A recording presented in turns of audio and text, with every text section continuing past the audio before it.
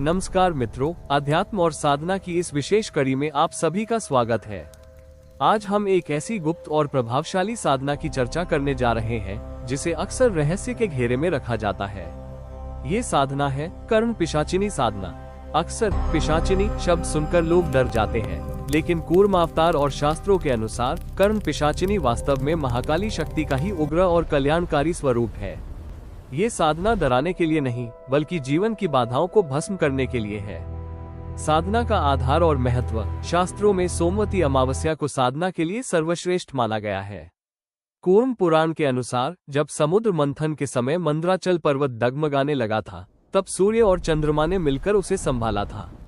इसलिए जब चंद्रमा और सूर्य का मिलन अमावस्या पर होता है, तो वो समय अमृत तत्व से भर जाता है। ये साधना आपके जीवन के उन पाप दोषों को खत्म करती है जो आपके पिछले जन्मों के कर्मों के कारण आपकी सफलता को रोक रहे हैं। यह आपके भीतर के भय, अनिश्चितता और मानसिक तनाव को जड़ से समाप्त कर देती है। साधना के लिए पूर्व तैयारी। इस साधना को सोमवती अमावस्या की रात्रि में करना सबसे उत्तम है। हालांकि इसे किसी भी महीने की अमावस्या को किया जा सकता है।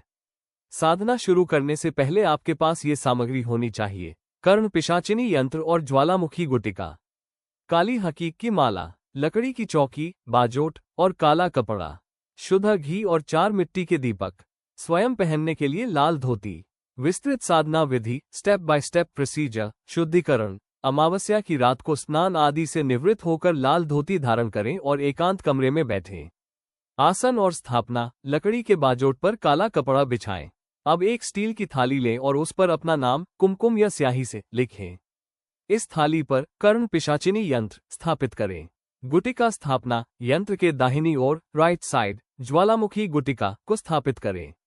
दीपक का विधान। बाजोट के चारों कोनों पर शुद्ध घी का एक एक दीपक जलाएं। ये याद रखें कि साधना पूरी होने तक ये चारों दीपक बुझने नहीं चाहिए। मंत्र जाप और त्राटक। अब यंत्र के सामने बिल्कुल स्थिर होकर बैठें। अपनी दृष्टि यंत्र पर टिकाएं, त्राटक करें और काली हकीक माला से मंत्र जप शुरू करें। आपको इस मंत्र की कुल 9 माला जपनी है। सिद्ध शक्तिशाली मंत्र। साधना के दौरान मंत्र का उच्चारण स्पष्ट और तीव्र होना चाहिए। मंत्र इस प्रकार है: ओम ग्लौ ज्वलंती प्रज्वलंती कर्ण पिशाचिनी सर्व पाप ताप संताप संहारकारिके रक्ष रक्ष हूँ रम रम हूँ फट। साधना का समापन और आहुति। जब 9 माला जाप पूर्ण हो जाए, तब एक छोटा हवन पात्र तैयार करें।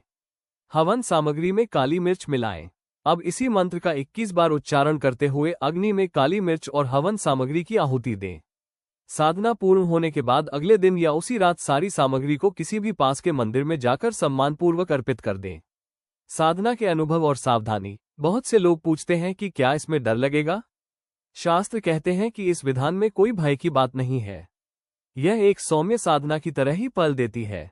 यदि साधना के दौरान आपको कोई तेज आवाज या हल्की हलचल महसूस हो, तो घबराएं नहीं। यह इस बात का संकेत है कि आपकी साधना सफल हो रही है और शक्तियां जागृत हो रही है। निष्कर्ष। मित्रों, ये साधना आपके जीवन के नकारात्मक पक्ष को नष्ट कर आपको एक नया जीवन दान देती है। यदि आप पूरी श्रद्धा और नियम के साथ इसे करते हैं, तो कर्ण पिशाचिनी माता आपके और आपके परिवार की हर संकट से रक्षा करती है। आशा है कि यह जानकारी आपके काम आएगी। साधना से जुड़े किसी भी प्रश्न के लिए आप कमेंट बॉक्स में पूछ सकते हैं। धन्यवाद और कल्याण हो।